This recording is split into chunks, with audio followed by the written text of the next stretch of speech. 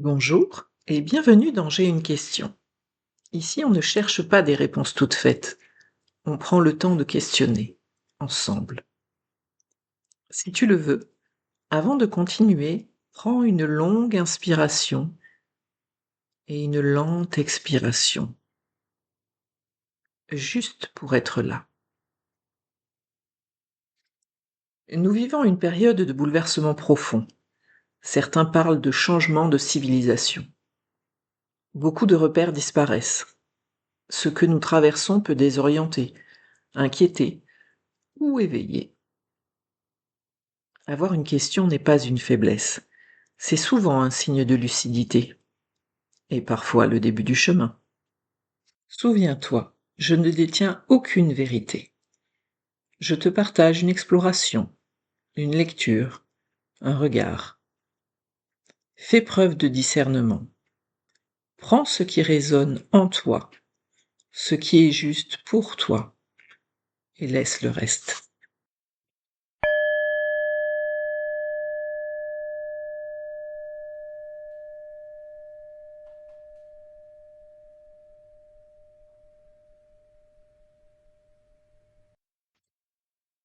La question que je te pose aujourd'hui est la suivante. Quel est le sens de ce que nous traversons en ce mois de juillet 2026 ?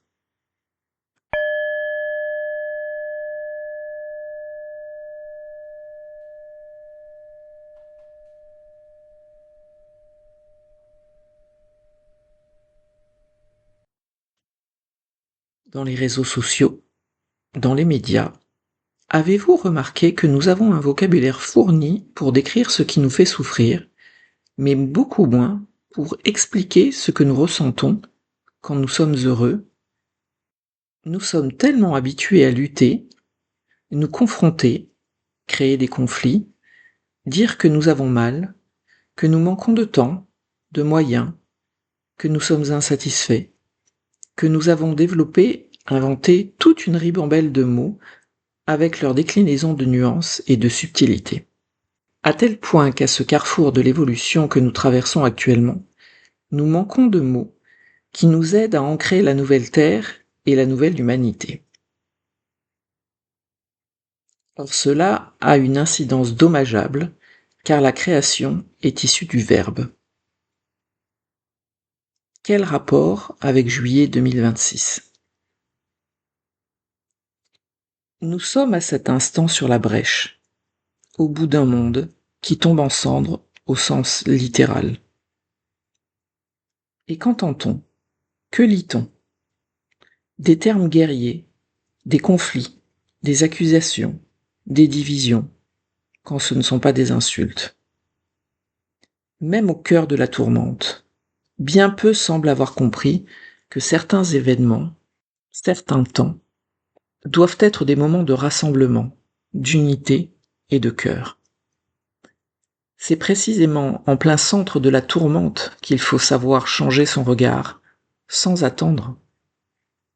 Nous n'en sommes plus à nous dire « Que devra être la société de demain ?»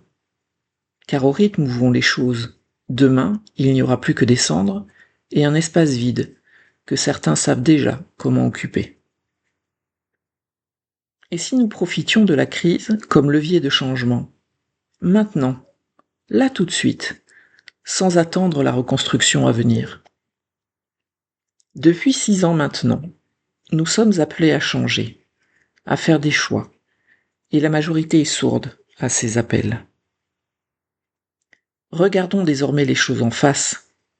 La maison est en feu. Gaïa, notre mère à tous, celle qui nous héberge, celle qui nous nourrit, celle qui nous protège, subit depuis longtemps irrespect et agressivité de la part des humains. Elle a atteint les limites de son équilibre, et comme tout corps en danger, elle réagit. N'allez pas y mettre une intention malveillante contre l'humain de la part de notre planète. Gaïa, comme l'univers ou Dieu, ne fonctionne pas à l'image de l'homme, sous le coup d'émotions. Elle ne nous punit pas. Elle ne nous en veut même pas. Mais en mère aimante, elle nous donne à vivre ce que nous exprimons. à travers des mots et à travers nos comportements. L'irrespect, les divisions, l'agressivité, l'exploitation du vivant, sans discernement, sans réflexion et sans limite. La question qui nous est posée est claire. Souhaitons-nous continuer à vivre selon ces préceptes, qui, pour ceux qui continueraient à rester sourds, nous conduisent à la mort? Pas dans un siècle, pas dans 50 ans, mais maintenant, là tout de suite, maintenant. Le Verbe est créateur. Exprimons donc, clairement, à partir de l'espace de notre cœur, ce que nous souhaitons. Choisissons-nous le vivant? Alors disons-le haut et fort. Et pour ceux atteints de surdité profonde, Gaïa, l'univers, Dieu, peu importe, n'ont pas besoin de l'humanité. En revanche, l'humanité a tout à gagner à participer au plan divin. Et pour cela, elle doit regagner le camp du vivant. Je te propose de ne pas donner une conclusion définitive à cette question, de la laisser te traverser encore un peu. Tu n'as pas de réponse à donner aujourd'hui. Certaines questions travaillent mieux quand on les laisse vivre. Observe simplement ce que cette question fait en toi.